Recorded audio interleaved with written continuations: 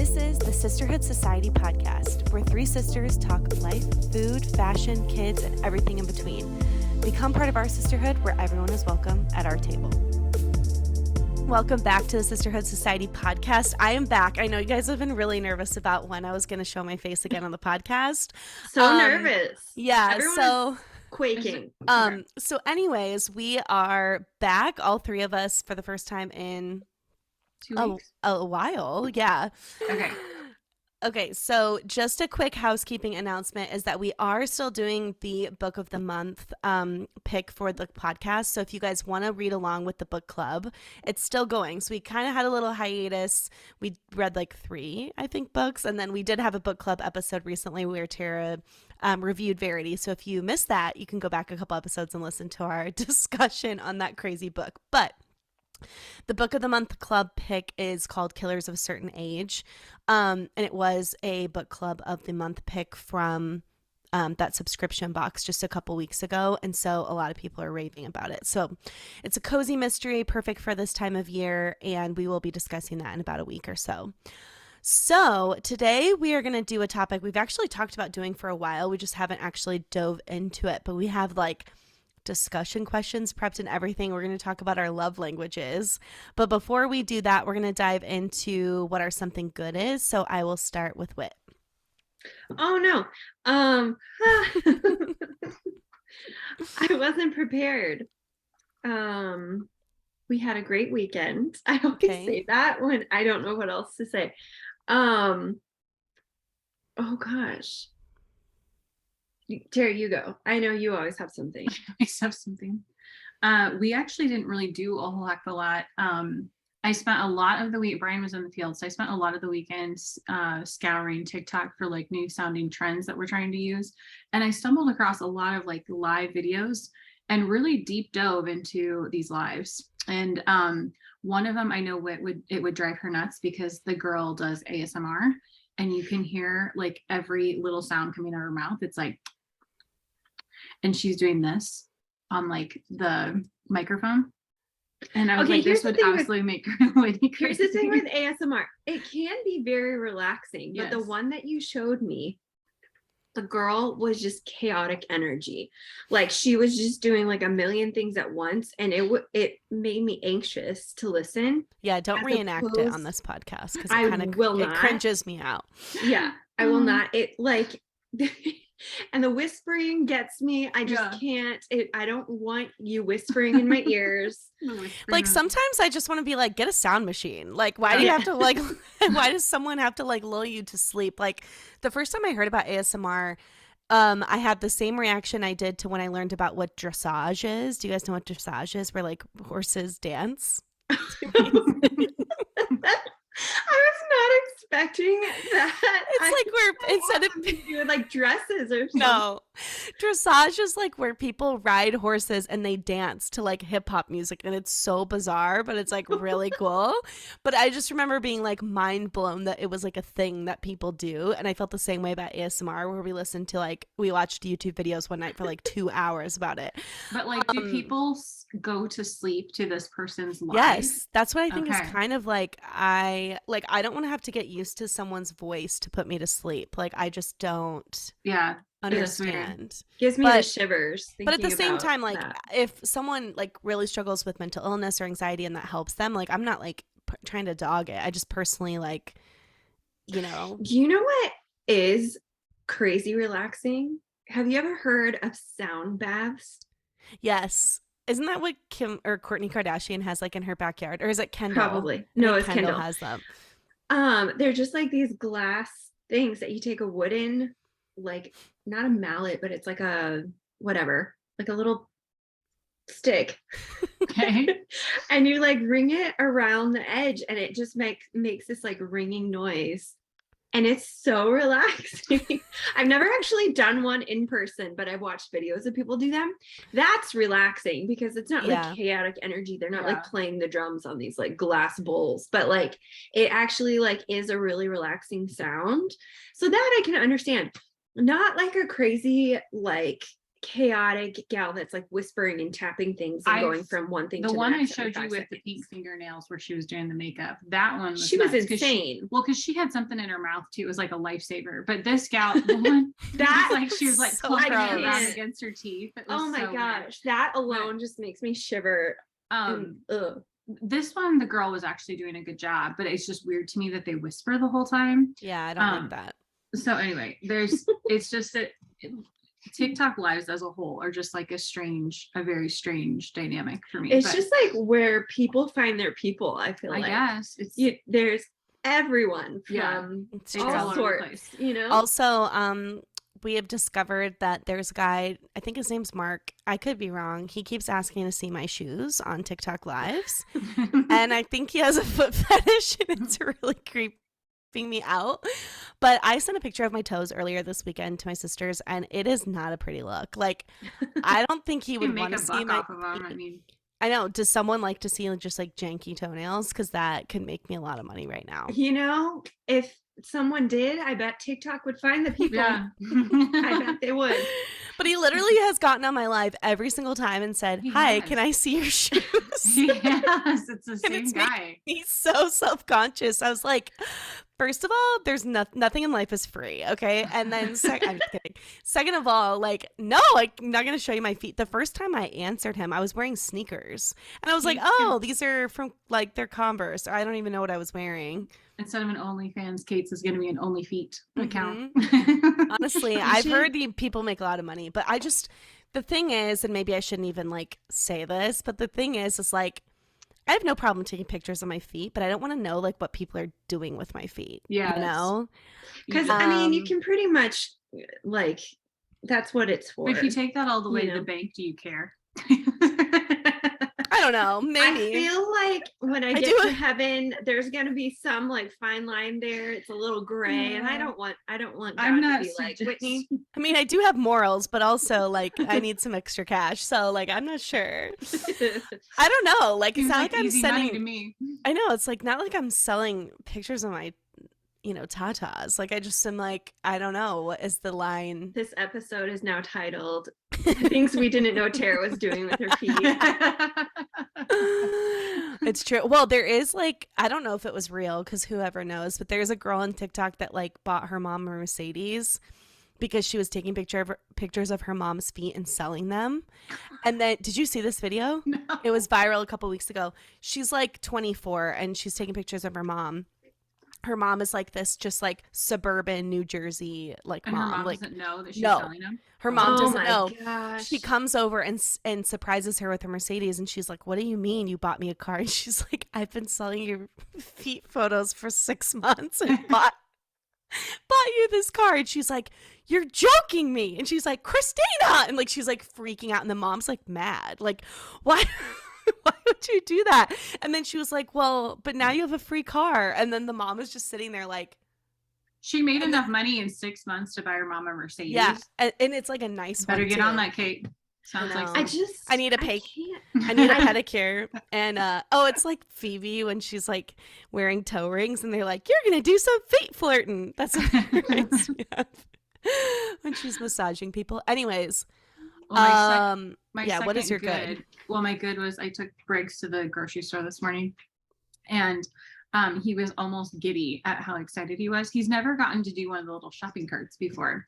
And so anyway, I have a video up of it on TikTok and it's very funny. That's cute.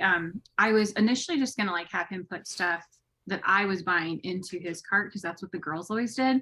But he just went to town as soon as we got to the produce and started like putting things into his cart. And so he like grabbed an apple and then he zoomed off to the deli and he added like a Hawaiian bread hot dog sandwich and some Which that makes me curious. Mustard. I'm curious You about shouldn't. that. I was gonna say. I Mustard thought it was a potato sausage sandwich. Oh I my thought it was gosh. a summer sausage that he put Your in his next cart. TikTok should be Test tasting. taste taste testing testing. the Hawaiian. Test tasting. Taste testing. What is it? Taste Ta- testing or test tasting? Taprisha. Taste testing. Taprisha. Well, it made me laugh because of all the stuff that he was like attracted to. Because so Yeah. he grabbed one single apple, then he did the Hawaiian bread hot dog. He got himself some mustard potato salad. He wanted some fresh mozzarella. He was trying to grab a 12. Honestly, that sounds like a delight. Yeah. He's trying to So far, I'm in. He's trying to grab a 12-pack of cupcakes, a slice of cherry pie, Okay. a bag of white onions. It's like the Very Hungry Caterpillar, you know? And then he grabbed 3 cans of sliced olives. That's where he lost me. Yeah. This should be like a TikTok challenge. Like, let your 2-year-old pick something, and then you have to make a meal out of all the ingredients. I my did gosh, think of yeah. that. It would be funny to see. But I tried to put one of the things back. I'm trying to remember what it was. And he got so angry. So I left it in the cart. It was the Greek yogurt. I was going to put it back and he got mad. So I was just like, forget it. We'll leave it. But then he picked mayo, and then he had grabbed some Chipotle mayo, and then he grabbed some Greek yogurt, a cat toy, and he was trying to grab cat food before I stopped. He's him. like, Mom, by the way, we're getting a cat.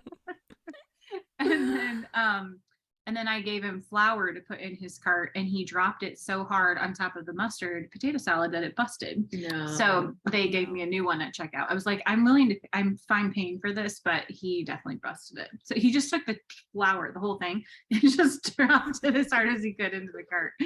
So That's funny. anyway, everything he put into the cart, he laughed. It was kind of almost like that blippy laugh, like, ha ha. Like he just did this like cute little, and he was running from like one area of the store to the next. He was almost like skipping along. It was so cute to see how excited he was. And what I didn't catch on camera is everybody he would pass, he'd be like, hi.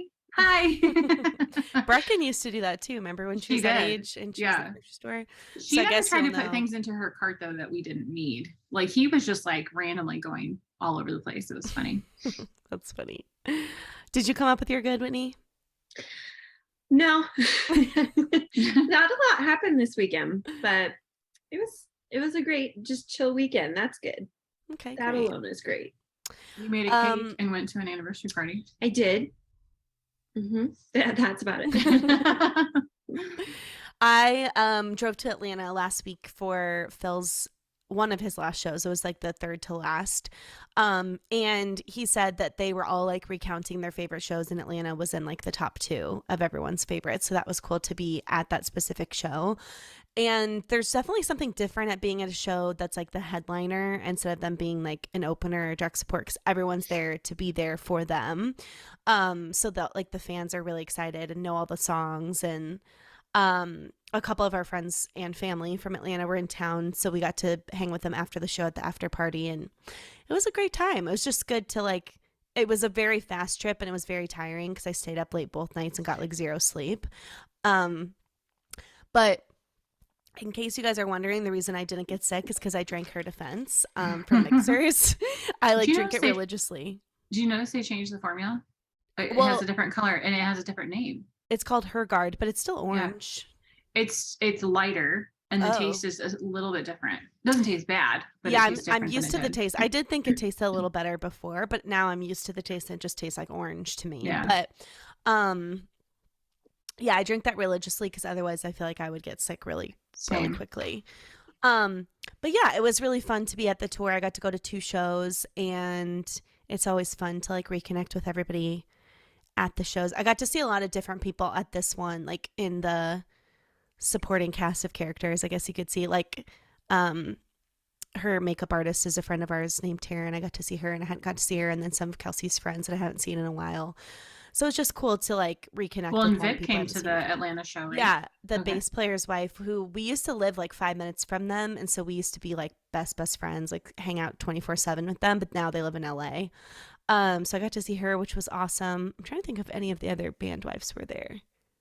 Do they not guess- live in Joshua Tree anymore? I thought they were in Joshua Tree. They moved, yeah. So I Oh, think okay. they kept their house as like an Airbnb. But my I guess that I was the only person in the whole band's like that didn't have a family member on the LA show.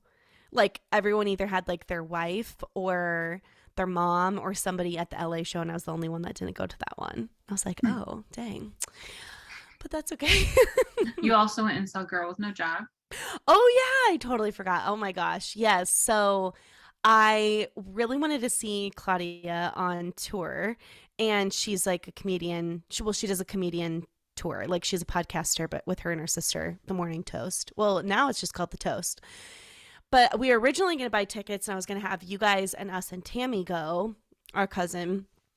But you ended up wanting to go to Chicago, and we were like, weren't sure if it was going to work out. And it's honestly better timing because our dad had surgery. So it was the reason we didn't commit to it is because it was grandparents' day at school, and we didn't feel like we could come down for it. And then because of dad's surgery, mom wasn't sure she could come and or if we should even come down because he would be resting. And so it worked out for the best. So I asked our cousin Tammy, who actually introduced me to the toast, and I was like, would you want to go if I got tickets? And she was like, oh my gosh, yeah. So she basically just came for the day, like spent the night twice, but she got there really late on Wednesday, and then we got to go. And it was I thought it was really, really funny, but I was saying like, not that I don't think that her comedy was funny because I thought it was hilarious, but I actually just like listening to her on the toast. Like her banter in real life is even funnier to me than her comedy. Like just her natural chattiness and like her banter with her sister, I think is even funnier than her comedy. So, but it was fun to like see her in person, and it's cute because she's like obsessed with Nashville. So she like went out to Broadway. She went to Lower Broadway like all night afterwards, and like was like a bunch of toasters were at like the bars and stuff, and so she was posting like videos with her just like dancing at the stage, which I think is hilarious. And then she did the slide, and she was like, the way that I would take a bullet for the entire city of Nashville is just like unreal. And I feel like you could tell she'd been drinking, and she was like, and then on the toast this morning, she did like a weekend recap. It was just like the way that I would move to Nashville in like a second. And Jackie was like, you should move to Nashville. Like you love it there. So I was like, wow, that's kind of crazy that she said that, because I feel like I would never see her not in New York. But yeah, I'd never been to TPAC, which is the Tennessee Performing Arts Center where she performed. And it's like a really amazing venue, like really clean, very stunning. So yeah, that was a really great time. We got McDonald's for dinner. And was your order correct? Actually, yeah, except the freaking ice cream machine was down. I think that's just a conspiracy theory. I don't think it ever actually works. Yeah. You're gonna laugh at this. So on my Instagram the other night, I was talking about how we went to McDonald's. You guys already know the story, but there's an added element that I order 3 McChickens, 2 of them plain. I ordered like 3 fries. I got 2 cheeseburgers that were plain, and then I got a Dr. Pepper. And I get through the line and I open up the bag to make sure like everything's in there, and I'm missing a McChicken, which is Brian's. So I was like, I can't come home without a sandwich. So, and my drink is wrong. So I was like, okay, I'll go ahead and go around and like get his sandwich. So while I'm in the line, I'm like eating my cheeseburger and thinking it feels really thin for some reason. And I get halfway through it before I realize there is literally not a hamburger on the bun. Like I've just been eating cheese and bun and condiments. And so I find out then from Britain that her cheeseburger is the exact same way. So I end up with 3 cheeseburgers that literally are like grilled cheese because they don't have any burgers on them. I'm missing Brian's sandwich, and my drink is wrong. So I get it all taken care of, go home, and Tammy was telling me that she was coming home the other night and grabbed McDonald's. She got a McChicken and gets back on the interstate, and there's no chicken on her What bun. the heck? And she was like, I was already back on the road before I realized it, and was like, I'm not going to pull off and turn around and go back. Right. So she literally got a bun with lettuce and mayo and nothing else. That's so gross. I don't understand. Well, weird? We'd each gotten the two cheeseburger meal, and then we got nuggets, and I asked for 2 sauces and 2 of each, and they charged me for it, and I didn't get any sauce. So I was supposed to have 4 sauces, and I didn't get any. And you got nothing? No. So I guess my order was wrong, but technically everything else was right. So I was like, oh, whatever. But Phil actually, because of this, like whenever we go to Chick-fil-A, if there's extra sauce, he always puts it in our fridge, because there's so many times where like you get home and Chick-fil-A forgets your sauce, and that's like the worst feeling. I've had at least 2, if not 3 times where I've ordered a salad and they've forgotten the dressing. What? Mm-hmm. See, that's worse than not having sauce for your nuggets. Because like, because nuggets worse, can you be just eaten get without sauce. Yeah, Right. totally. But like a salad with no dressing is a little bit harder to eat. Yeah, Phil would do that because he doesn't like dressing, so he'll just eat a salad. But he doesn't actually really eat salad. He would just do it if he had to. Oh, I just remembered a what's good. speaking of McDonald's, on Saturday before our TikTok video that we did, Mhm. our TikTok live, I had Isaac get me a Diet Coke when he was like out and about. He brought me one back from McDonald's, and it was the best Diet Coke I've ever had. Which It's McDonald's? literally amazing. I think it's the one. Was it on College? I think it was the one off Rab, which is Oh, shocking because is that one shocking. is just like, out of all the McDonald's in town, that one's the worst. Yeah. The one that's the best, in my opinion, is the one over on Oakland. Oh, really? Oakland. Or I is always think that the College Oakland? one is good. Well, the college one is great, but the one on Oakland, Libby has vouches for it, and she said they use the most syrup and like it's like extra fizzy. Oh, that's Supposedly. good to know because we never go on that side of town Ever. Yeah. and if they have the best Diet Coke, I shall make the trip because Yeah, you should get one from like both places and then like do a little taste test. I just realized that we never posted our results. Oh my gosh, We went did. to like 4 different places and tasted their Dr. Pepper and their Diet Coke and rated them, and we never posted it. Sonic was the worst. Sonic was terrible. Yeah, and also Tammy said she likes Diet Pepsi, and I was like, barf. What? Ugh. Yeah, she said she Can't do likes that. Diet Pepsi better than Pepsi, and then she likes Diet Coke, and I was like, I don't know anyone that likes Diet Pepsi. Diet Pepsi tastes like Windex to me. Yeah. Same. it's I feel gross. like Now- it has such like a weird like chemical taste. Very chemically. And now I know that can be debatable because we grew up drinking Diet Coke, but Diet Coke at least tastes sweet, Yeah. even though it burns going down, but it burns in the best way. No, it feels so good. Like it's the best burn. It is the best burn. Anyways, should we talk about love languages? Oh yeah. Yes, we probably should get into it.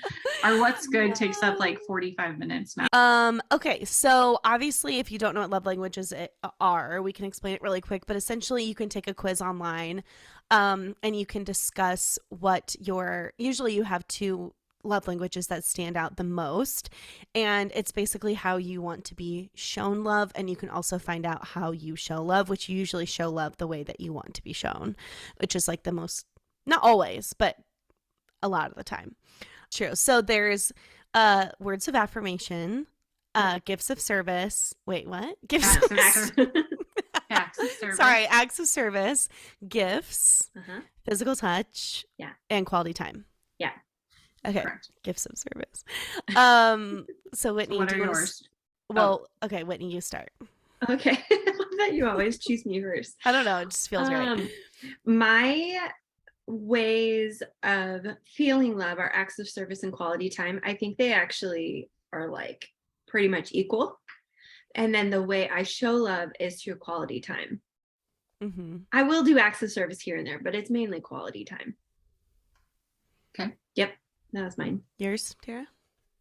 Mine is words of affirmation and quality time, but I would say words of affirmation is more important to me than that's 1, and number 2 is quality.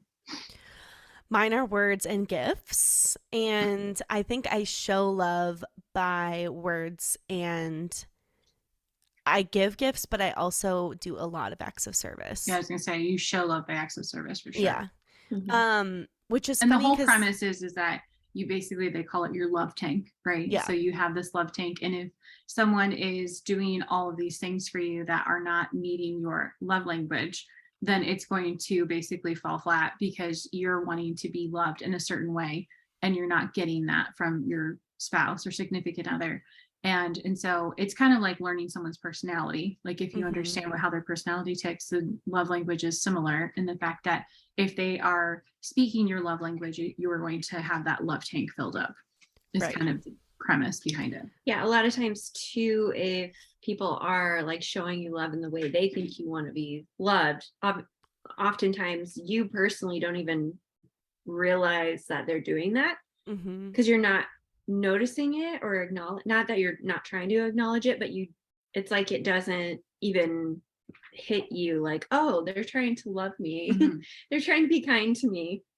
Well, Um, and Phil always jokes that I'm all of the above. Like he's like, you like all the love languages, and I was like, Not really. I just receive love in any way that it's been given. Like, honestly, because he's like, well, you love your back tickled, so your physical touch. And I was like, no, I just like back rubs. Like, that doesn't mean like I'm like especially loved. Like, I just expect that you should give me a back rub sometimes. Like, I just feel like he always jokes, like, you're just all of the above. And I'm like, well, if I am married to you, I like to spend time with you, but I'm not a quality timer. You know what I mean? Like, I love spending time with the people I love, but I wouldn't say that I'm a quality timer, but I give a lot of time. So we could just drop off an Arnold Palmer and leave and you'd be happy?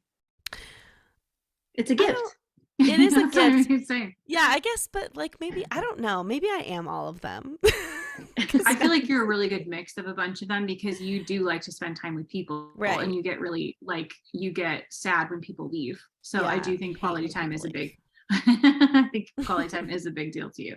So I do feel like gifts is a smaller portion of it though. Like I think that you like it in a thoughtful way, but Right. it's like from that standpoint, like if you had to take one of them out, you would rather spend time with people than have them just like bring you stuff. Right. And I actually, for the gifts thing, I feel like it's more like if someone wrote me a letter, which I guess is more words, but it's Yeah. like the thought behind someone going to the effort to do it. Yeah, for sure. But I also like have when a really, Phil, like when we've hit milestones and Phil has gotten you like flowers and a card and yes. your favorite chocolate, Yeah. like that kind of stuff means a lot to you. Or like Yeah. when you come into town and Riv leaves you a ho-ho for breakfast. Actually, that was Sarah. That was there. Yeah, but he when does he like write, writes you a note. he writes notes on the chalkboard and he writes, Kate, please come to my football game tomorrow. He's such a flirt. Oh. It's so cute. No, but Riv is actually very thoughtful and he's really intentional with me, which I think is sweet the older they get, because I'm like, I don't know how much longer they're going to give a crap about me. You know what I mean? Like, so I always try, like when he asks me to like play basketball or like do something with him, I really try to be like intentional with him and do that because I don't want him to think I don't care. You know what I mean? Or like any of the kids for that matter.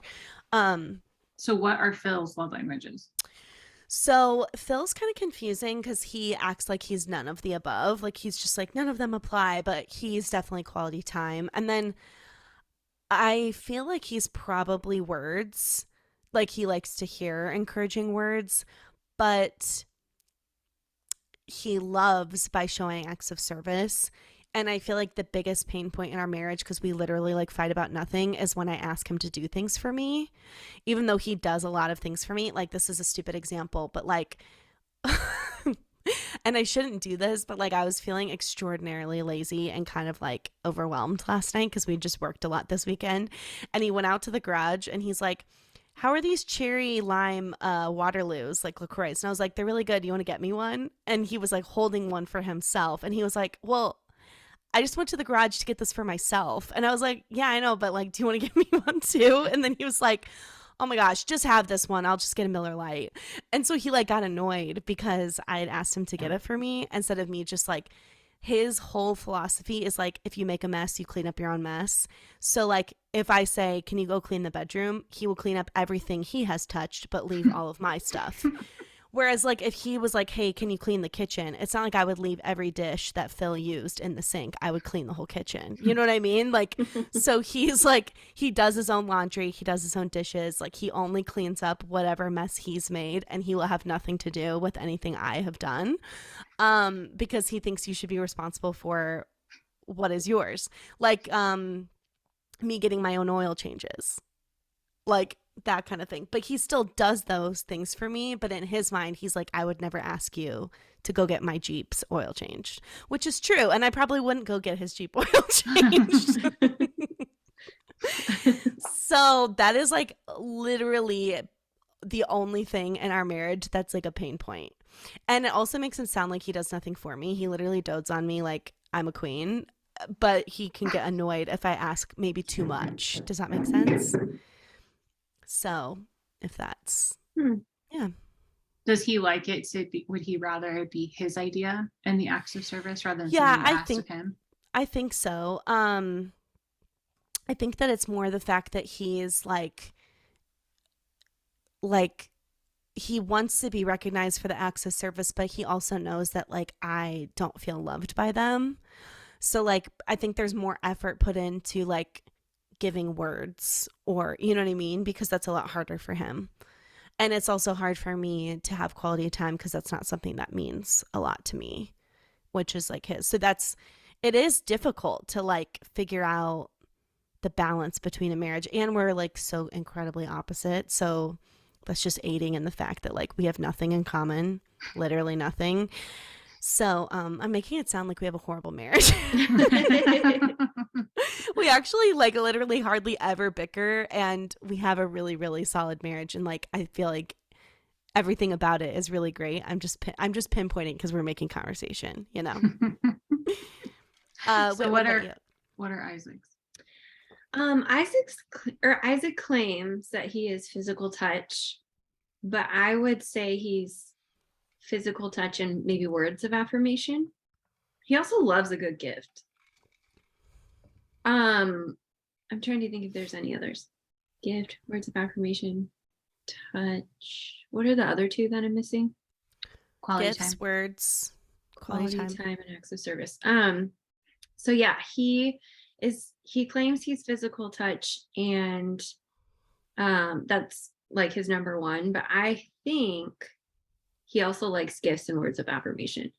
The way he shows love is acts of service, which is fabulous for me because he will take out the trash and I will be like, oh, thank you so much. Like I don't go that above and beyond, but in my brain I'm thinking like, oh, what a man. Like, oh, it's so great. Like whatever he does to lighten my load, like he helps out with the kids, he does the dishes, he vacuums, like all of that kind of stuff. And he might just be doing it because it annoys him, like he needs to like get it like vacuumed or whatever. And I'm thinking like, oh, that is the best. Like now I don't have to do that. Also, I feel like physical touch for him he doesn't like smother me because he knows I'm not a physical touch. So I don't like being like touched or smothered. And he never used to do that to begin with, but I think it's more a proximity, which is also great for me too, because I'm more quality time. So usually I'm sitting by him on the couch. I'm not necessarily touching him, but I'm near.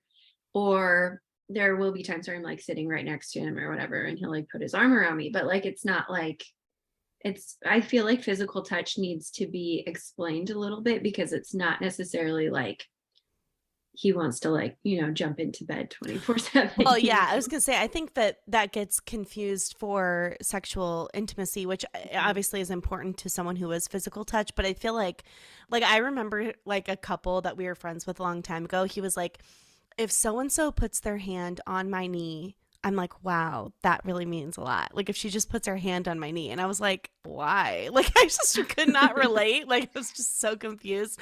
Or like he was like, if someone gives me a hug or like puts their hand on my back and says good job, and I was like, that is so confusing. But I also like my brother-in-law is physical touch, and he just like wants to be near Libby. Like he just wants to sit next to her on the couch really closely, or like I feel like physical touch people like want to cuddle all night long, like when they sleep, and that is like they want to pretzel all night, and like no, I'm too hot. Like I can't do that.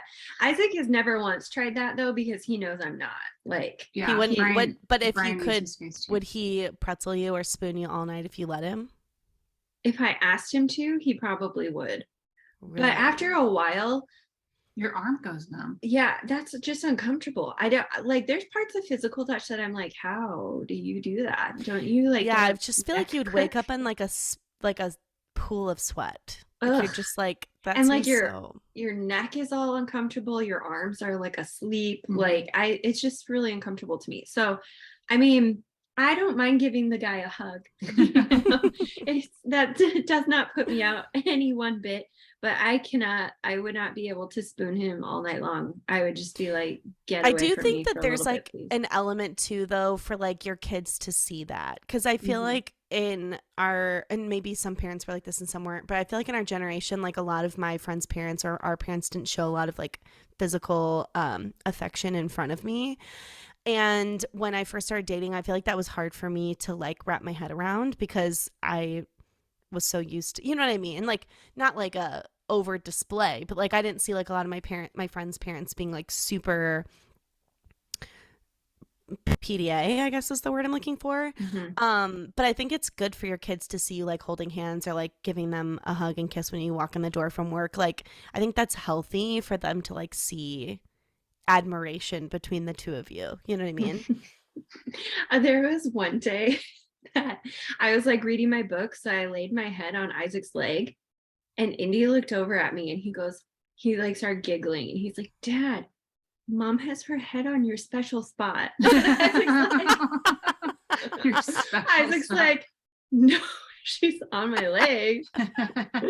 We both were just like, why would you special spot? I'm dead. special spot? It was like, I mean, Isaac probably wouldn't have minded if my head was on his special spot. Let's be real. But yeah, we would like every once in a while like snuggle with him. But like, yeah, I feel like it is good to be affectionate. But he's not just like all over me, because he knows that's not really my thing anyways. Like, he doesn't Right. want to smother me. But he doesn't. There was one time where I, like, it was before we had kids. I was like, he told me he was physical touch or whatever, and I was like, I wonder what he'd do if I just sat next to him and put my cheek against his cheek, like while we're watching TV. Did not move a muscle, did not care, didn't say a thing, and I was just sitting there. I was like, this is so weird. Why is he like okay with this? This is so strange. I was trying to be weird, and he was just like totally fine. He's like, oh, this is so nice, cheek to cheek. Exactly. I've never felt closer to you. That's so funny. Yeah, Phil would be like, are you "He's a done? freak." That's the thing too. I feel like in like public places, like too, people are always like if we're with family, people are always like, oh, do you want to sit next to Phil? And I'm like across the table on the other side, and I like don't even think about it, and I'm like, oh no, it's fine, like I'll sit with the kids or like whatever. But everyone's always like trying to rearrange that we'd sit next to each other, and I'm like, it's okay, like we don't have to always sit next to each other. But that was like, even when we were first married, we didn't, and people always found that funny. But anyways, Tara, what's yours? Brian is quality time and acts of service. Yeah, it's more so that he shows, I would say he's mainly quality time. He shows love with acts of service, but he really wants quality time in return. Because if I do things for him, I don't necessarily feel like that they hit the spot, unless it's like food or that sort of thing. But you know what Brian really loves is gifts. Yes, that definitely like doesn't even hit the radar screen. I'm just kidding. So he'll be like, this was really nice, but I would just rather have a gift card. And I was like, cool. He's, the thing that's hard about him is he's super, super practical. And so like he doesn't need anything. Yeah. And the stuff that he wants is really expensive. And so like he just doesn't really want he doesn't really want like a physical gift. Like if you want to give him money, it's not a bad thing, but we have literally gone to like World War III over Christmas gifts and giving people lists, because I'm like, just text him, ask him what you want, because I have tried to give people ideas, and then he just like, he gets so mad that he ends up with gifts that he doesn't need or doesn't want. And so it's just like, this is stupid. Like I'm like, they're asking me on Black Friday what you want for Christmas, and you have to like know in advance because they want to go shopping. So anyway, it's just dumb. But I think it's taken a long time for us to, because he shows with acts of service, but he wants quality time. Like he's the type of person that he's like, same thing, where he's a side-by-side activity type of person. So you don't have to be talking to him. He just likes to be in the same room. So like we could have like not have even spoken a word to each other in an hour, because we're both like watching TV or on our phones, just like that. And I get up to like go to the restroom, and he's like, where are you going? And I'm like, I'm going to go to the bathroom. Like, I don't need your permission to leave the room, like, but it's just like his way of like having some kind of, like time together. So anyway, but he has a tendency to do things like, perfect example is cleaning out the fridge. So like on a Sunday, he goes around and he gathers up all the trash around the house and everything like that, and takes it out so it's ready for Monday. And then he also, in doing that, cleans out the fridge, because he wants all of that garbage to go out if there is any. And so then he'll be like, look what I did for you. I cleaned out the fridge. And I would have been like, thank you so much. But in my mind, it makes me feel like, well, then you think that that's my job. Like you can clean out the fridge just as easily as I can. And I don't give two shits about the fact that you cleaned out the fridge. You know what I mean? Like it doesn't do anything for me. I would much rather have you tell me that I'm a good mom or a good businesswoman or anything that's like words of affirmation. Yeah. Tara's words of affirmation is off the charts. Because it doesn't take much for me to clean out the fridge. Like, so it doesn't feel like it's this huge help. I think the thing I struggle with acts of service is that I think that, like, kind of like you were joking about, like, it's the price of your kid, like the price your kids pay to live with you is to do chores. I kind of feel the same way. Like when two people live somewhere, there's equal responsibility shared in household things. Yeah. So like acts of service to me, like you just taking out the trash, I'm like, no, like that's just like you take out the trash. Like it's not that it doesn't mean anything. I'm grateful that he remembers to take out the trash, but if he's out of town, I do it. It's not like I'm like so entitled I couldn't mow the yard or do something that's like Phil's job around the house, quote unquote. But like, you know, I think like acts of service would be something going above and beyond what would be the normal household activities for me to be really impressed or feel really loved by that act of service. Yeah.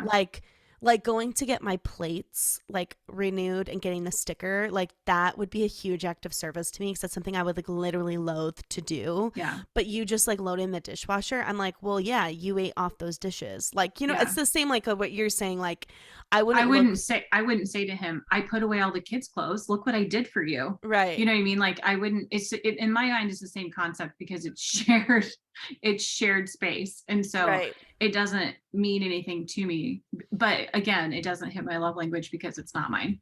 So also and the flip side of that, I was going to say on the flip side of that, words of affirmation for me are nice. Like it's very kind. Like it's the act of someone going out of their way to say something nice to me. It's not necessarily what they're saying, because a lot of times like actions speak louder than words. Like that's a acts of service person. Like actions speak louder than words. Like you can say whatever you want to say, but like your actions have to back it up to like confirm that what you're saying isn't like just your way of trying to charm me, you know?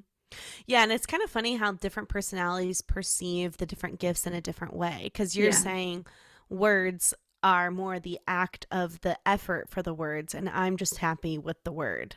Yeah. You know See, what I mean? It's not about what they're saying. It's the fact that they went out of their way to say it. Like, this one worship leader, when I made the worship team, she sent out a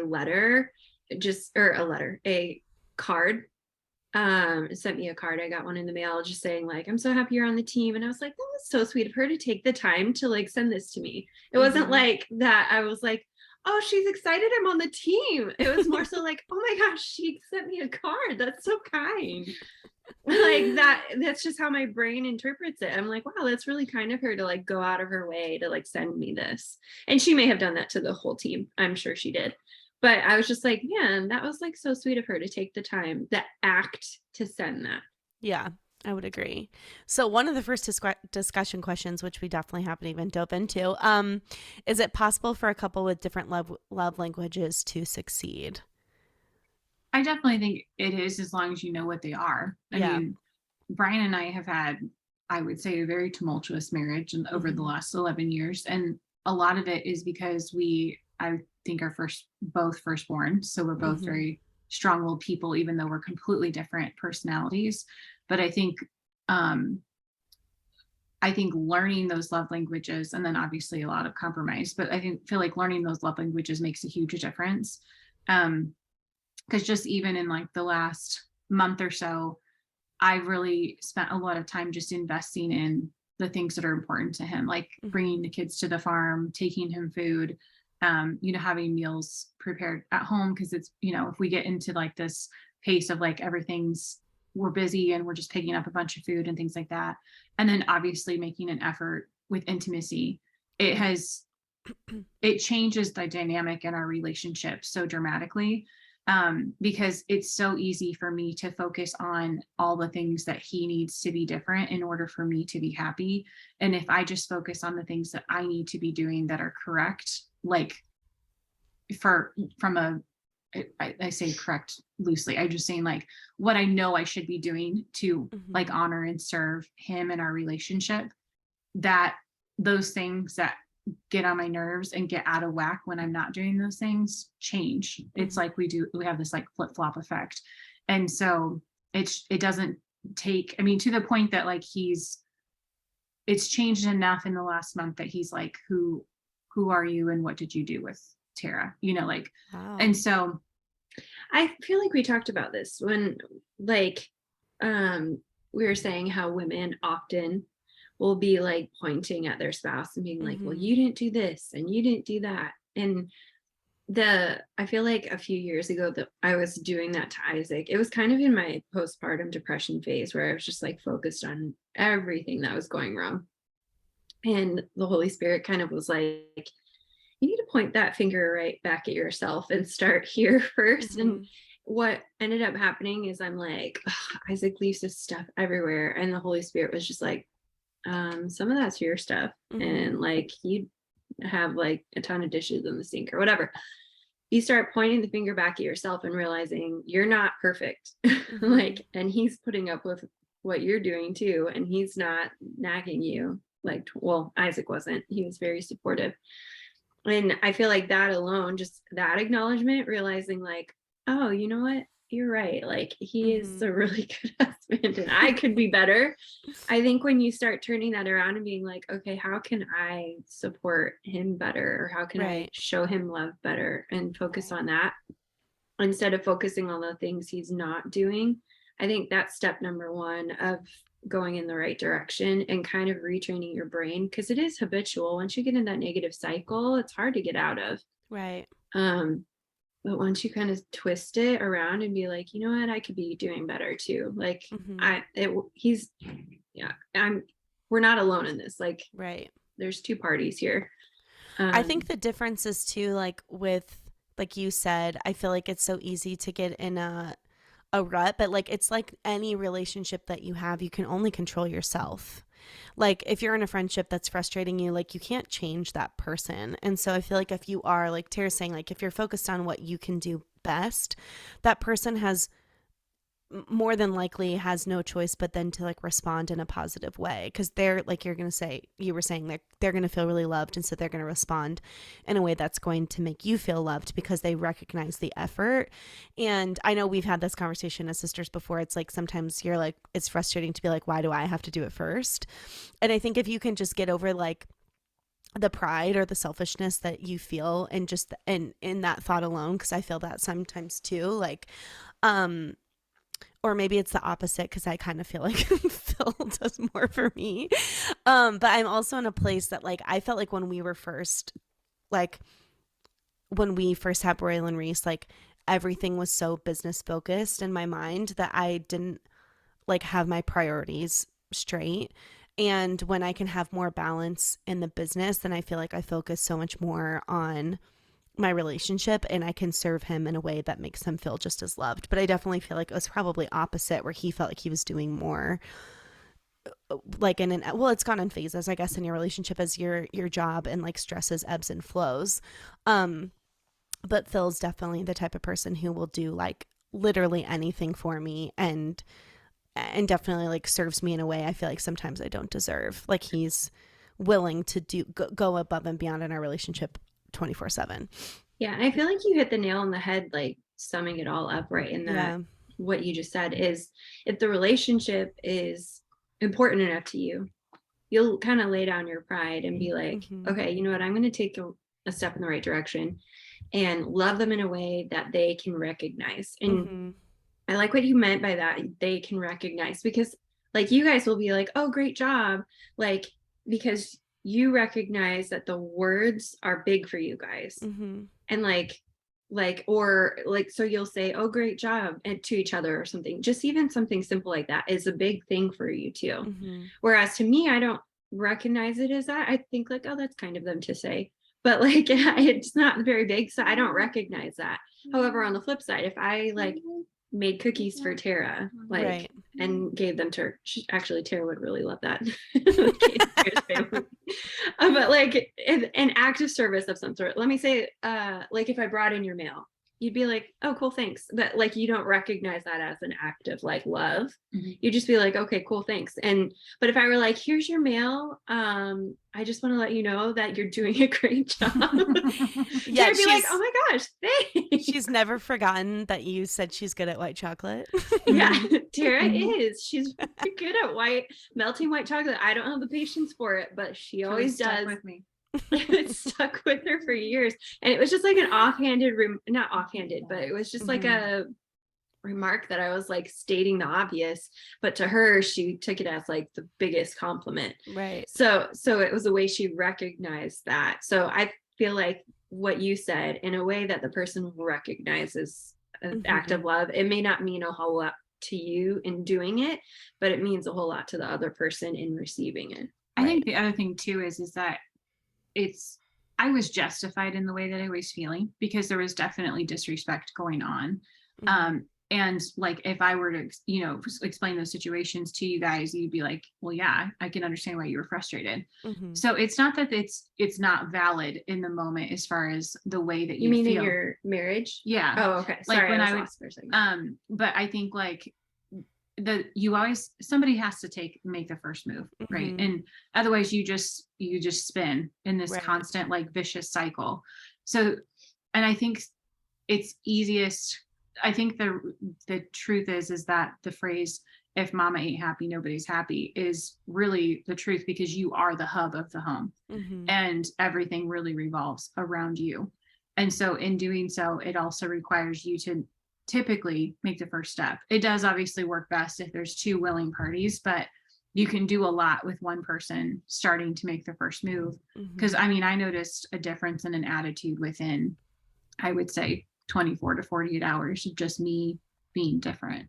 And so, but I do think that knowing what makes them feel loved is going to clearly hit differently than if you were just to, like, if I was spewing a lot of words of affirmation at Brian, it kind of like you, it's appreciated. It's not that he doesn't like to hear it, but it definitely means more to him when I'm making an effort to just, even like when he's coming home and telling me about his day.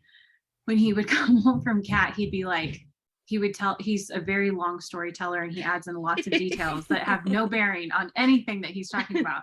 And picture this, imagine this. Imagine this. And I'd be like, I don't want to imagine it, and I don't care about the story, like just get to the point. And so obviously that's, a level of disrespect that was going on. And I got to a point where I was like, I need to be able to, when I started seeing that displayed in the kids acting that way towards him, I was like, it starts with me, because they're seeing me do that to him. And I'm telling them, no, you don't talk to daddy that way, but that's exactly what they're seeing me do, Right. And so I do think that it's healthy for kids to see a balanced home, that not everything is sunshine and rainbows, because I do have friends that grew up in homes where their parents literally never fought, and then they got in their own relationships and they're like, what the heck? I don't know what to do with this. And then on the flip side, I think when you grow up in a home where you have seen that, then there is a pessimistic piece of you that does kind of wonder, like, what does like a good relationship look like? Because it's hard to know, to see that balance. So I think it's good for your kids to see both sides, I guess is what I'm trying to spit out. But I think with social media, it makes it really hard to not like compare yourself to what you're seeing people posting their best, and then making you feel like, why is mine not that way? I think that it's like they need to see conflict, but resolved in a healthy way, because they don't need to see you all out brawling in front of them. But like, I think it's important for them to recognize that, like, obviously that you're not going to agree on every single thing. I think communicating, like you said, conflict, but communicating in a healthy way, right, and resolving it in a healthy way. I think that is like number one. Tara. Yes. I've been thinking about this whole time. It'd be like the number one thing on Brian's like list. Getting in the hot tub. Well, that, yes. Testing the hot tub at Great Escape. Is if you got a babysitter for the kids and you rode with him in the combine. Well, actually, he likes me. Like, I went up with the kids, was it last week? And I just rode with him in the truck with Briggs and Britton. Yeah. And he would have loved that. he actually thanked me for coming up. Oh, That's so cute. That's so nice. So He thanked her. Words of affirmation. See, it's a give and a take, you know? yeah. Tara's like, I would have rather had so many other things to do than ride in a semi truck, but it was important. Yeah. And it's true. Like, I can't say that necessarily really trips my trigger, but like, I mean, it doesn't for many. but I think the thing that I like about with the farm is that I like the kids to be able to have that experience, because I remember growing up and riding with grandpa, and I have very like nostalgic memories of like harvest and, you know, riding with him and stuff. But two, as I want them to have those experiences with, you know, with their dad. And Brian's just a different person when he's at the farm doing what he loves. And it's kind of like, it's not a great comparison because Phil's dream job on being on stage, but you get to see him in his element and loving what he does. That's how Brian is when he's at the farm. He's just like, I have this video when we went out to the farm, we let the kids like ride the golf cart and the ranger and everything like that. And there's this piece of the video where he passes by with the kids on the ranger and I'm in the golf cart, and he just has this like really, really genuine smile on his face. And it makes me almost like teary-eyed. I was just gonna say, I'm gonna cry when I watch it back, because it's like that sense of pure joy of just seeing like him truly in his element with the favorite people, his most favorite people in his life around him doing what he loves. And that was kind of a turning point for me, I guess, just like realizing it's so easy to demonize the person that you're live in this house with, because you're like convinced that they're out to just try to make you miserable sometimes, you know. And the reality of it is that if you just like strip back what's actually going on, that's not the case, you know. You're assuming a lot, you know. You are. Assumptions are the worst rather than just communicating, you know. Yeah, for sure. And a lot of it was just me taking the first step to try to make an effort. I think too, like that question that Jamie from Unstuckologist always asks is like, what else is true? And I was being like kind of short with Phil last night about printing that sign that we didn't end up using. Oh no. Spent a lot of time trying to invert that sign for you, Kate. I know. And I like wouldn't print, and I was getting stressed because I was like running out of time to get live on time. And I came downstairs and I was like, I just wanted to say that I'm sorry that I've been short. I was like, it has nothing to do with you, and you were being really gracious and helping me. I'm just stressed and I'm really tired. And he was like, that's fine. Like, you're okay. And I was like, no, I shouldn't have been like short with you. And I just wanted to apologize. But like, sometimes it's hard for me to say sorry. Like, I do feel like, especially because I'm very, very sunshiny with like everyone in my life. And the only person that probably sees that side of me is Phil. And it's never really honestly anything that he does. Like and we have a weird element too. Like if he's been gone, it does take some like finesse to get back into like living life together again when I've been alone for a month straight. Like, you know what I mean? Like sharing your spaces and like re-getting to know each other after we've been apart literally for like 4 weeks. So that adds like a weird layer to our relationship with like half of it being long distance. But yeah, he really is like incredibly patient with me. And I feel like I feel like a lot of the time, like I have a marriage that people would like want to emulate or like but I feel like sometimes that's because Phil does such a good job of like loving me the right way. And I feel like probably he comes to me quicker than I do. You know what I mean? Like I feel like he's serving me. And that makes it sound like I do nothing for him. I feel like there's an equal share of us really like working on it. But I do feel like I probably have more pride sometimes than he does, I guess is what I'm trying to say when it comes to like hard meeting not in the middle. To when you're in the throes of it with kids and you're also been married for a while, I think it's hard not to have resentments that build up with each other. Like there's things that you never fully resolved and you just keep shoving them under the rug. So the next time something happens, it just adds to the pile. And you're always for me, I was always on the edge of explosion because I have all these annoyances that have built up. And so I think that's the hard part with it, is that it's easy for me to, it's really, really hard for me to be vulnerable. And because I feel very self-sufficient. And so it's hard for me to show him that I need him and or be vulnerable with him, because there is a lot of years that I feel like that maybe got shut down. And so it's hard to not have that stuff build up. And I think it goes back to, again, it's kind of like that Dr. Phil, do you want to be happy or do you want to be right? And at some point in time, you just have to like lay stuff aside and just take the first step to be able to get past it, because you're never going to be happy like hanging on to all the grievances. And like one of the things that would always bug me is that if I'd call him, he'd answer the phone and go, yeah. Like, that's so irritating. Words are huge for you. Well, even tone. Because it comes, and because it comes across so like he's annoyed that I'm calling, and I never call him, so when I do, it's usually for something not important, but it's out of the norm, and I've noticed just even with that, he's changed his tone completely, like when I'm calling. And I always wanted my relationship to be, I always wanted to not defy, but I wanted it to be something that I could be proud of. And that like, that when he's away from me, that he's proud of our relationship, and that he's not like, oh dang, I'm getting away from the old ball and chain. I'm so glad that I'm getting a night out, because I do feel like that's but I feel like that's the dynamic that a lot of people like make fun of and like joke about, and how marriage is. I feel like the sitcoms in like the 90s and 2000s, that's like what they used to. But like, even so, I mean, there's Mhm. trending sounds on TikTok that, joke about that too. And it's exactly what I didn't want, but it was what I felt like I had created.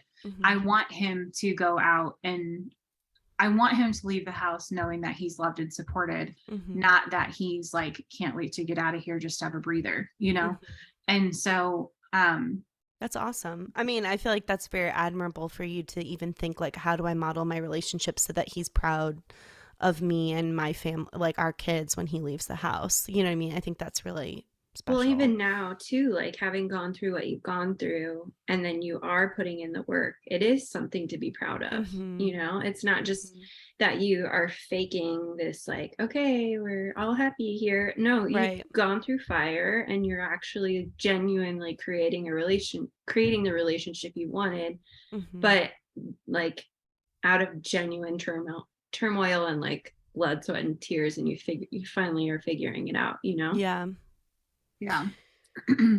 Yeah, I definitely feel like that's one thing that has been sweet about our relationship, is that like I even recognize, like, if I was making fun of Phil, like just teasing him or something in front of his friends or family, I was like trying to pray about every aspect of my relationship to be the most respectful. And I was like, even though Phil doesn't get offended by anything, I was like, I feel like that could come off as disrespect too. Like even just teasing him about certain things in front of his family. I was like, I don't want you to ever feel like you're the butt of my joke always. And he was like, that's so sweet of you to bring up. Like, I've never really thought that. But he was like, I can be conscious of that with you as well. Like that we don't put each other down in front of other people, or like there's a certain extent where you can like joke around and it's fine. But for the most part, like sometimes there's like truth behind what you're teasing.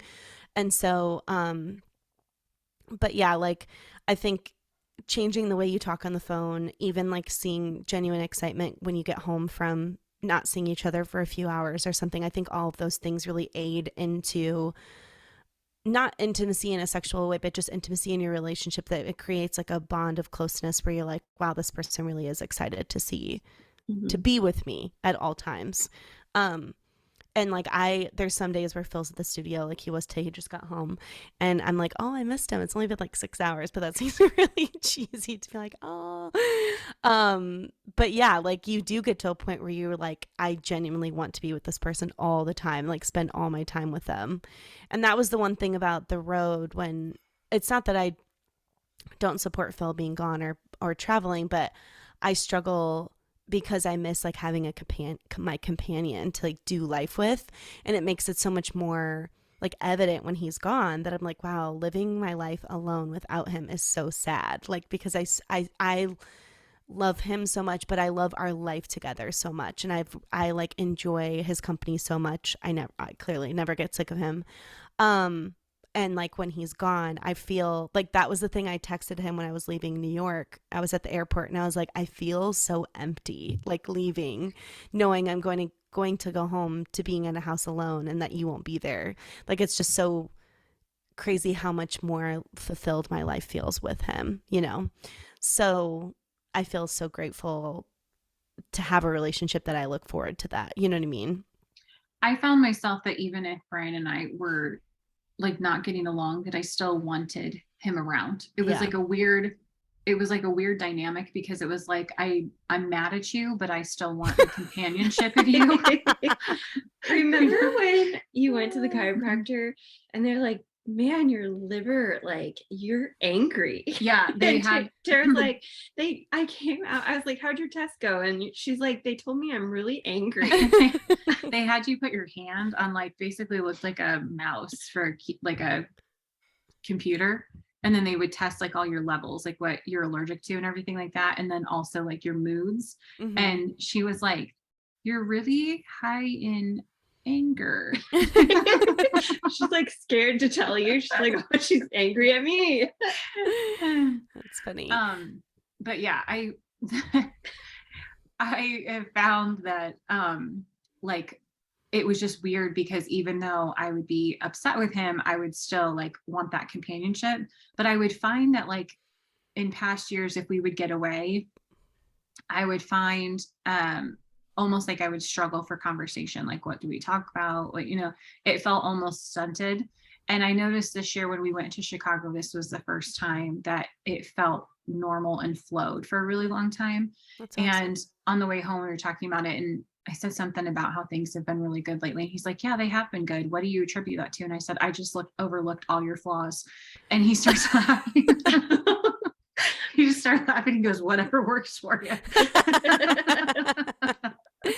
Well, and I think it's important to recognize, and like, I think it's good to be vulnerable and talk about, because I feel like everyone could look at relationships from the outside and think that they're just like cheery and amazing.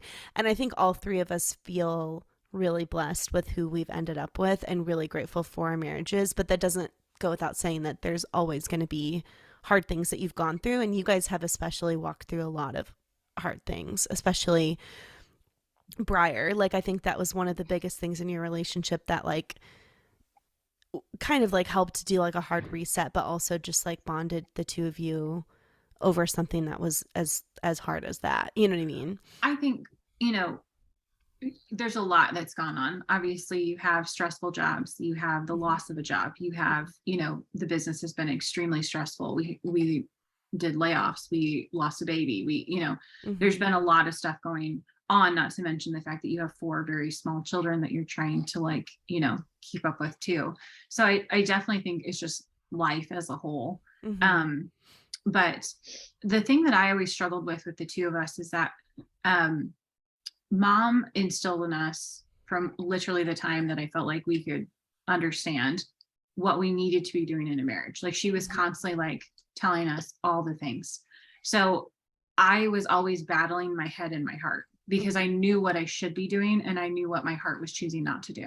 Because it was easier for me to sit in the stubbornness than to actually put forth the effort, because I knew the effort was going to require something of me. But the reality of it is that by sitting in the stubbornness, you just found yourself miserable. And so it was like, she had said this summer when we were talking about the business, that one of the words that she got for us is that God told her that we need to make sure that we don't lose sight of our family and our marriages. And it was kind of one of those things that I was like, I know that that's directed at me. And I guess Mom's like, I got this word for you, but I'm going to pretend it's for the business. But I think that when you're in the stresses of the business specifically, because, you know, it has been a lot going on for a long time, that it's very easy to take out your worst self on the person that you are closest to. Sure. And unfortunately, he's been my punching bag for a lot of years. And so, but I had talked to Renee about it, you know, on multiple occasions. And when we went to counseling after Briar, and the reality of it, and actually we were talking about Jana Kramer's manager, Catherine, who divorced, or, you know, decided to divorce her husband, and now they've reconciled and got back together. And what she came back and said is that she realized she had a lot of things for herself to work on, and that he wasn't her problem. Mm-hmm. And it's kind of that same thing. Like you just, like Whit said, you have to turn the finger back at yourself and realize Mm-hmm. that it takes two to tango. And I just remember that phrase, like, how fun are you to live with? Mm-hmm. And the reality of it is that I probably haven't been that fun for several years. And it's obvious that when in the course of 2 days, if he can be like, who are you and what have you done with her? Like in that short amount of time, that it doesn't take that much to turn things around if you just stop the cycle and, make an effort. And not to like put a spotlight on you guys. That wasn't the whole intent of this. But one thing I feel like with Briar, and hopefully this doesn't come out in a non-sensitive way, but one thing I feel like happened with Briar is I feel like that whole situation kind of ripped you open a little bit and made you realize, like, oh, I do need Brian. Like I need his help through this, because that was very hard. Like you couldn't have done that on your own, obviously. But I think going into that, we always saw you as like, Tara can tackle anything. She's not afraid of anything, has no stress. No, you do. You're a person. You're not a robot. And I feel like that kind of ripped you open in a vulnerable way. And you were able to kind of let him in from that point, even though obviously it was not easy to go through. Yeah. And I think even going through it at the time, it was hard because I was like, I just need him to hug me, and he doesn't know that I need a hug, because I don't have the vulnerability to tell him, like, just give me a hug.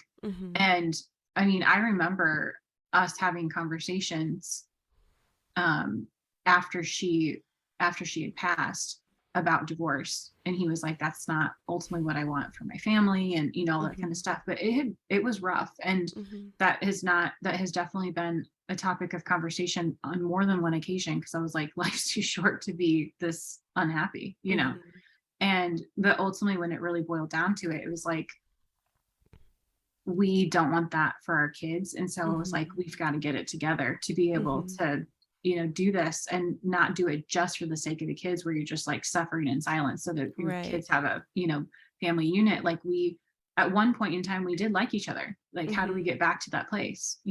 Yeah, and it's like hard not to let life get in the way of what was really important in your relationship. And like you were saying, when you peel it back, a lot of the time it doesn't have to do with that person. It's like the stresses of your life that has made those conflicts in your relationship. But what I was going to add too is like, obviously mom would send us these texts like once every 2 weeks being like, guys, I'm just praying for you and all your marriages. Make sure you're making dinner this week.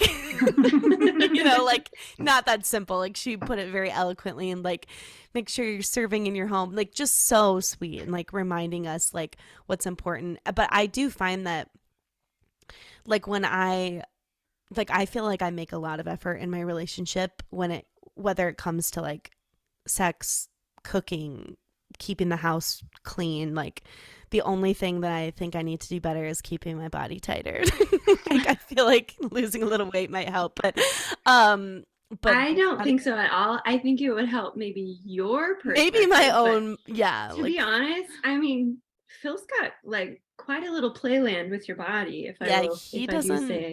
He doesn't care about any of that. Like he's always like, stop covering yourself. You look great. Like wear a lower cut shirt. Well, let's be real. I feel like guys like curves. Yeah. Well, yeah. To begin with. But what I was gonna say is like when I feel like I'm really in the zone and in a healthy place mentally and like really investing in my marriage, like I really delight in that. Like I am not like frustrated that I'm making more effort or like I'm doing more than he is. Like I feel like I don't always even necessarily feel like I need a response. I guess is what I'm trying to say. Like I really feel like I'm taking care of what I feel like needs to be done in my marriage that is like keeping this relationship healthy, and I'm okay if not, that I'm not saying like I don't receive anything back, because I do, but I'm also not like focused on what I'm getting back. And I think that's like the place that is the healthiest to be in, is being like, nothing in life is really about you. It's not supposed to be, especially if you believe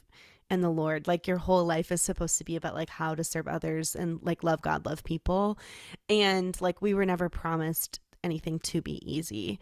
And mom said something to me the other day. We were talking about Royal and Reese, and she's like, you know, my entire marriage, I kept going to your dad and saying, okay, well, when this project gets completed, it's going to be easier. Okay, so like when you sign this deal, our life will be easier. And dad's like, why are you always looking for the easy way out? And she's like, well, I'm not looking for an easy way out. I'm just looking for some peace. And he's like, life is just hard candy, and it's always going to be tough no matter what job we have. So he was just like reminding her, like, I think sometimes we think like when we get to this point, it's going to be better. Or like when my kids are in elementary school, it will be less hard. And you're like wishing away your life instead of just really living in the moment, even if it's a tough season, and being able to find the joy even if it's stressful. And I don't know if you're ever going to get to a point where you're like, oh, life is easier, because I just don't think life is easy. But I think you can still find a lot of like hope and joy, and like you can find a lot of fulfillment in your life and in your marriage, even if your circumstances around you are hard, if that makes sense. So to break it down, what is stress versus what is assumption versus what is true? And then what of this is mine to change versus what I'm projecting onto my spouse?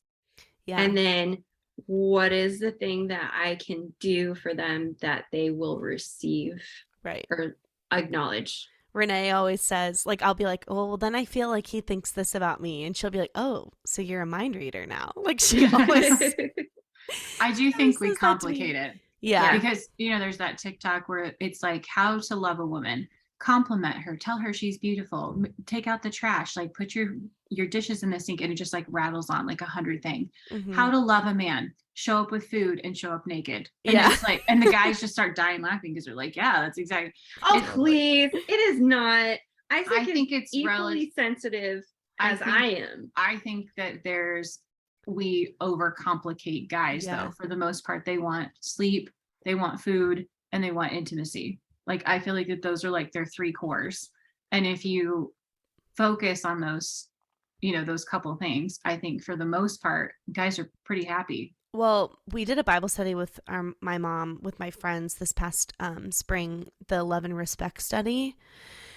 And it was actually really eye-opening about how like women want love and men want respect. But they feel loved in those aspects. And so it really broke it down. It's a really good book if you're looking for like a marriage self-help book, I guess you could say. And I don't necessarily think it's like overly spiritual if you're not a religious person. But it is interesting, if a man feels disrespect, they won't love. And if a woman doesn't feel loved, she will be disrespectful. Yeah. And so it's kind of weird how those things are completely cyclical. And he gave so many funny examples, like that are so relatable, like when you're listening to it. But anyways, that's a good reference, or like a resource that I feel like I learned a lot from. I feel like if I'm disrespected though, I'm not going to feel loved either, or like I'm not gonna. Well, yeah, I mean, it can go both ways for sure. Yeah, for sure. I don't like it when they just like typecast you as being like, oh, you're a woman, you want love. No, I want to be freaking respected. Don't disrespect me in my home. Like, yeah, but like you would also feel loved if someone was showing you respect. Yes. So I guess it's kind of the same thing. It's just a different way of it is saying it. Yeah. They go hand in hand for sure. Okay, so let's end with the compliment games. Let's just say Kate's favorite game. We're each gonna say something we think that the other person does well in their marriage. You do realize 2 out of the 3 of us appreciate this game. There's one person that could care less. And then you can also say you telling me something would be nice. They have to be telling. Okay, I'm going to think really hard, and there's going to be a lot of service involved in me coming up with what I'm going to tell you. Okay. What you could do is you could get Wit a Coffee Hound gift card instead of paying her a compliment so that she can go get herself a free Heck coffee yes. tomorrow. That would Okay, feed her love so language. I'm joking. but I would You don't say need to do that I don't, well, one, I don't feel like you air grievances about Isaac very often. No, I don't. Like you're so respectful when it comes to him, and I think even if you're frustrated with him, it's very rare for you to like speak it out loud, which I think is really honorable because like Tara said, you don't want to like express things that make other people think that about that person, like your kids. Like you don't want your kids to think the same way of their dad, the way that you're frustrated with them. Yeah. And you're also very respectful with your time with your family in general, but with Isaac, I feel like you're really very present. And I also feel like you love Isaac even though he is one of the weirdest people on the planet. Which I appreciate because I feel like I understand Isaac because we've been friends for so long. But like Isaac is really honestly like so bizarre, and it makes him so endearing because when you get to know him, you're just like, what? Like okay, well, first of all, I love the fact that you know that he's the weirdest person ever because not many people know that. Yeah, people think he's just this like quiet, like shy person. Aloof. Like no, Like he's kind of aloof. Yeah, like Yeah. he's like the cool dude that like people are intimidated by, but he's really not. Okay, and he's also not aloof. He knows everything. He is He really so does. observant, and he knows all things. So if you think he's aloof, he's watching you. That's He knows all actually no, he really is not Yeah. aloof whatsoever. I actually just assume that about him often because he doesn't comment on certain things. Yeah. But he knows things before you do. He watches my Instagram closer than you do. He does. He's got more time on his hands than I do. That's a six thing because sixes love information, and they like rooting through people's drawers and like what's in your purse. He loves that kind of thing, and he also can pick up. He's very sensitive to my actions. So like if I come in and I'm not super talkative and he knows I like need my space, he's not going to bother me. Or if he knows that I'm on the verge of like just like anxiety, he like will take the kids out somewhere without even like talking to me. He just picks up on stuff. So yeah, I agree with that. So Kate. Well, Tara didn't say something about you. You just can. Oh, we're going. Well, it doesn't have to, I guess. You can just say ditto, I guess. I think that this is kind of going off of what Kate said, but I think you have really good boundaries in your marriage. Like even sometimes when it's annoying when we can't get a hold of you after 5 o'clock. I still check in. I do appreciate that. You've been getting better.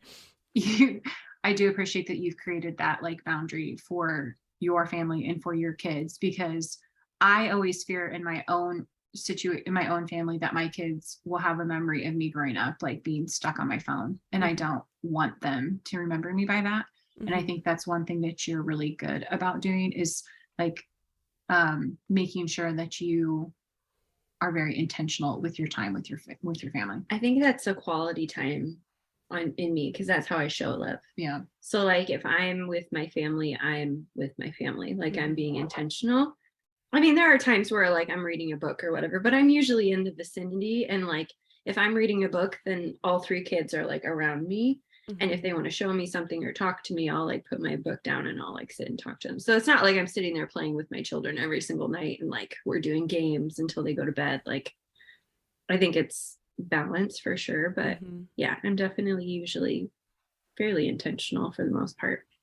Okay. Kate, why are you scared? I don't know. I like that whenever you talk about Phil, it's always positive.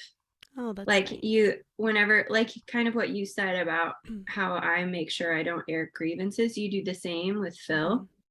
And you typically, unless they're funny, Yeah. in which case, and you don't share things unless he will think it's also funny. Right. But yeah, I appreciate the fact that like what you do share is usually very, very positive. And then you're always the first to kind of like champion him and like cheer him on. And also like sing his praises from the rooftop. And obviously that's like your words of affirmation. It's the way you're showing love, but it's also how we see Phil is through your eyes.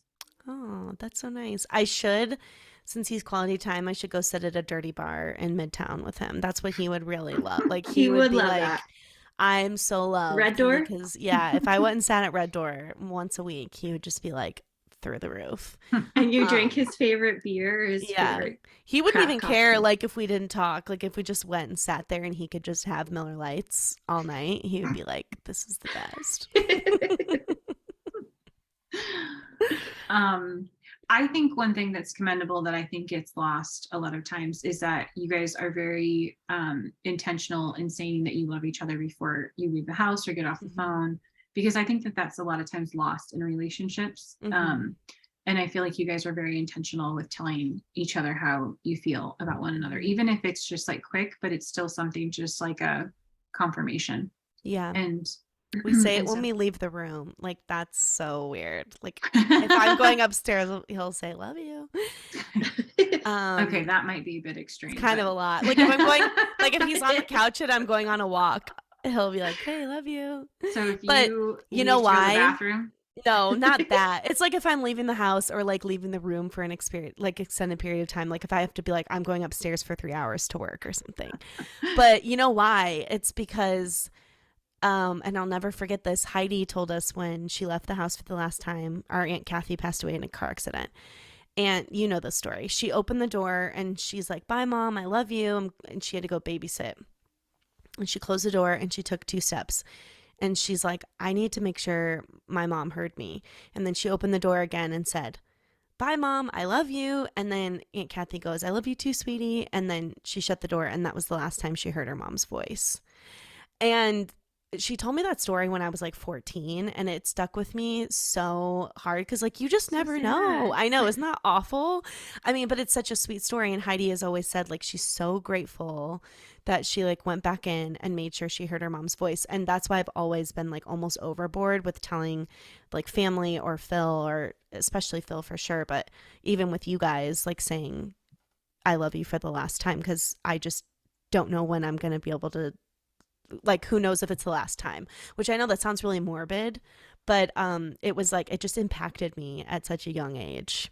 So Osmosis.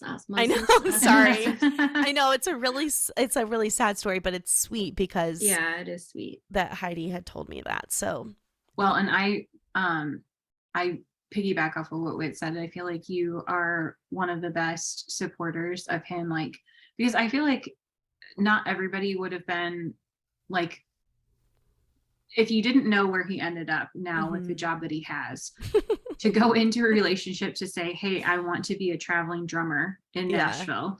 Not everyone would have been like, okay, yeah, let's do this thing. Right. You know, like he's put in a lot of years, and right. And you have championed behind him that entire time and been super supportive of his dream. When at some point you could have been like, okay, you've given this like 6 years, like it's time to blow. It's time to throw in the towel. And so I think that that's super commendable as well, because, you know, now he's made it, and, you know, he can say that you supported him all along the way. Yeah, that's very sweet. Tara, I forgot to do your words. Did you do Tara's? Oh no, but I have a good one in my head. You want to go first? I want to cultivate mine a little bit better. So what I think is always really admirable about Tara is that you're a really fun mom. Like, you let your kids like, well, and I'm going to tie this into Brian in a second, but like you let your kids do things that like most moms, I feel like, be like, oh, no, not the slime. Or like, I don't want to take 4 kids under the age of 8 to the pumpkin patch and let them just like run amok. You know what I mean? Like, I feel like most moms would just like not shelter their kids, but like be like, oh, that's a lot of work and effort, and I don't feel like doing that. But you're so intentional with Isaac like, and I 100% do that. We're like, nah. Like, even today I was like, no, I'm not going to bring Chi-Chi over to grab my computer, Tara. Like, she won't leave your house. But just like you let the like semantics of things go so that you can have like so that your kids can have really fun memories. Like Tara literally drove to Nashville so the kids could be the first to play on the new swing set at my parents' house. Like they got this sickening swing set and Tara's like, yeah, let's drive down next weekend. We were just there a week ago. But they just spent, you know, all these thousands of dollars on this nice swing set. Like, let's go just so they and like you really care about your kids having strong relationships with everybody, like our parents. You really make a lot of effort with Brian's family. And I feel like it takes a lot of work. Like it's work for you to put in the time for them to be close with us. And like you're really honorable with that.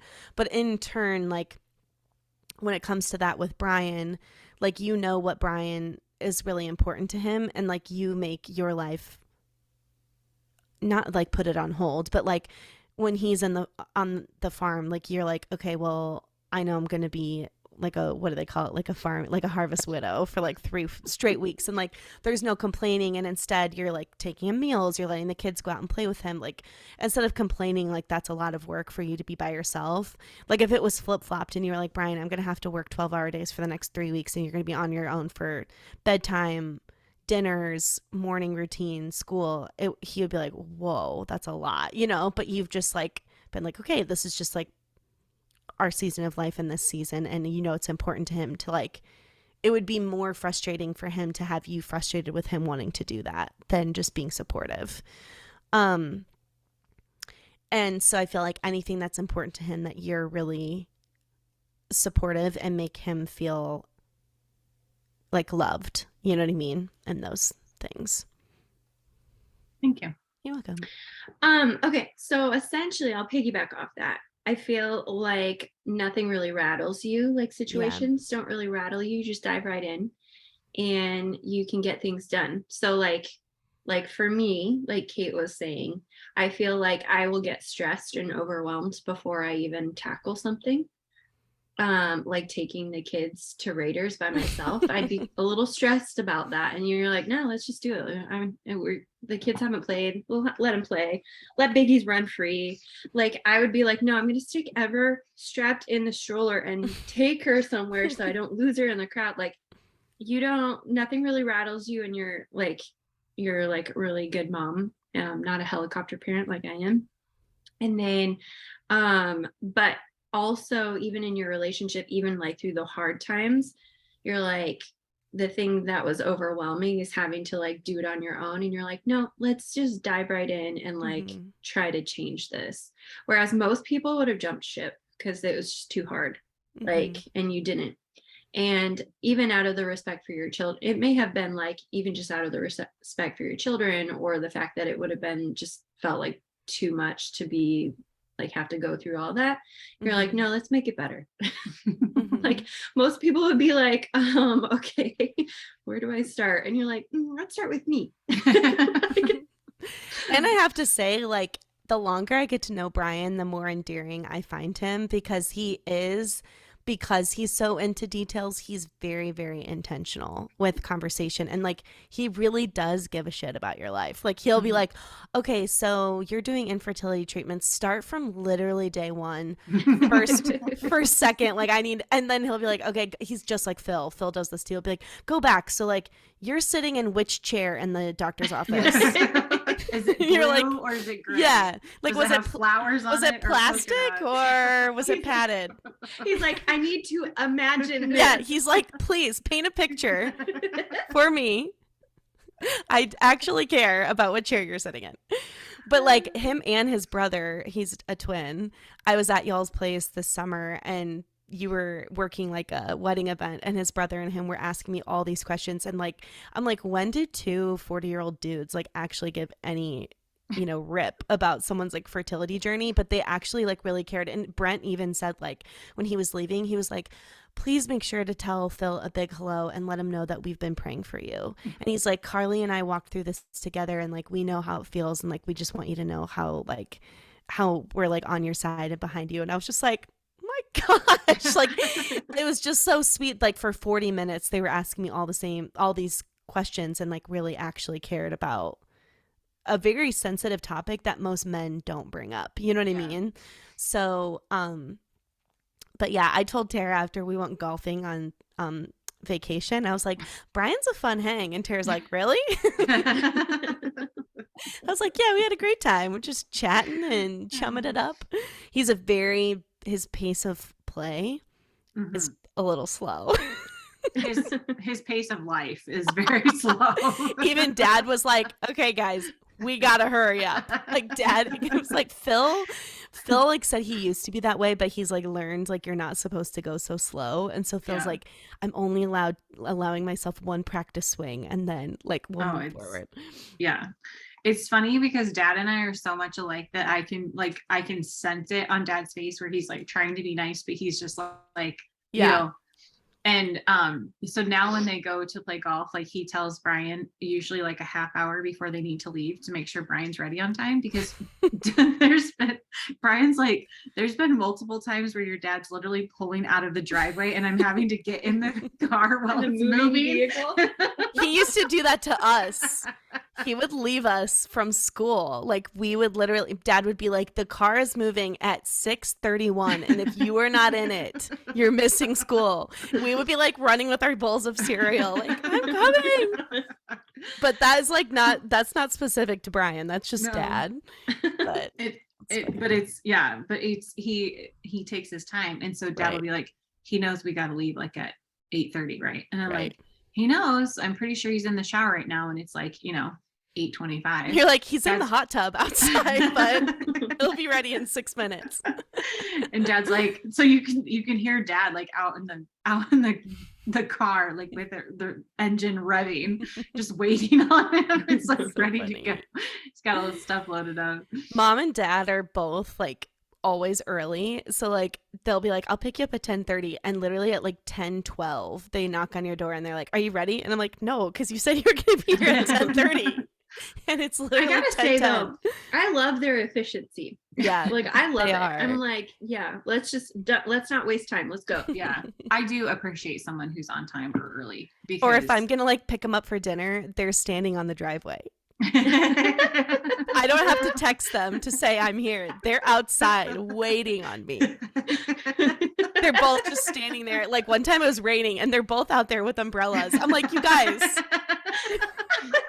you're outside your house. Oh, yeah. You're like, you could wait in the garage. Right. It's like, what? Or I can text you when I'm here. I know. Like so confused. I never have to text that I'm here. They're always out there. They're on the driveway. It's kind of nice, honestly. Oh my gosh, this has been the longest episode ever, but it's fine.